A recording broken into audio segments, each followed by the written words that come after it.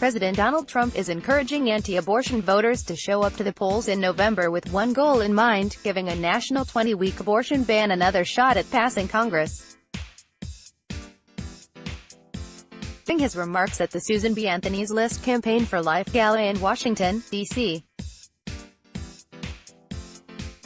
on Tuesday, the president brought up the Pain-Capable Unborn Child Protection Act, a legislation banning abortion at 20 weeks of gestation that passed the House last September but failed in the Senate earlier this year.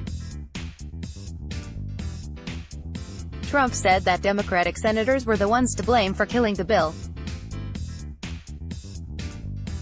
He said, "The United States is one of only 7 countries in the world to allow elective abortions after 20 weeks when unborn babies can truly feel the pain, yet Democratic senators like Jon Tester, Heidi Heitkamp, Claire McCaskill, Debbie Stabenow, all voted against the 20-week bill and in favor of late-term abortion." Only 1.3% of all abortions in the United States take place after 20 weeks of gestation, according to a 2009 report by the Centers for Disease Control and Prevention. But the reasons why women seek the procedure at that stage of a pregnancy can be complex, and most medical professionals say politicians shouldn't have a say on whether women should have an abortion at that point. Many of these women are faced with pregnancies complicated by severe birth defects that can only be diagnosed at this stage of pregnancy. Other women are diagnosed with medical complications, such as cancer, where pregnancy can put their life at risk. Dr. Beverly Gray, an assistant professor of obstetrics and gynecology at Duke University, told Refinery29. Many teenagers don't realize they are pregnant until the second trimester and often seek care later, especially if they are hesitant to disclose the news to their family.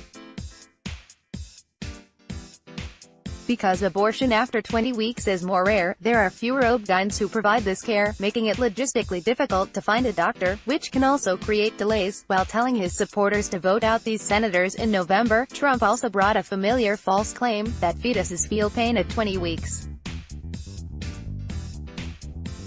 Dr.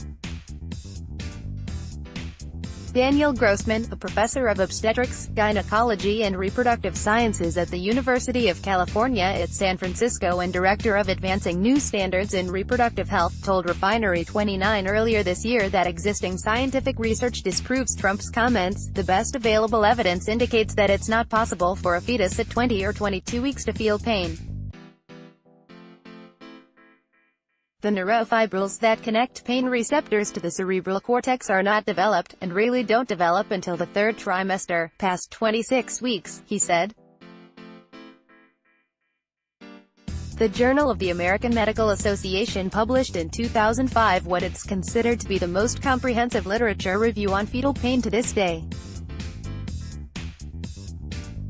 The authors of the review said it's not until the 3rd trimester when fetuses start developing the neurological wiring needed to feel pain. And when it comes to premature babies in particular, research has shown they're not able to feel pain until 29 or 30 weeks. According to the American Congress of Obstetricians and Gynecologists, no research since its publication has contradicted its findings in the past decade. Grossman told Refinery29 that there are 2 other reasons why anti-abortion activists claim that an unborn child is capable of experiencing pain. Fetuses can demonstrate reflexes at an early stage, and the use of anesthesia in the rare occasions a fetus might need surgery. A reflex is something that happens below the level of the brain. It happens at the level of the spinal cord, and that's not a sign of a fetus actually feeling pain, he explained. On the use of anesthesia, he said, "The main reason why that's done is to prevent the fetus from moving during the surgery. Again, it's not done to prevent pain, but since making abortion illegal is not that simple, the Trump administration is doing everything in its power to undercut reproductive health providers."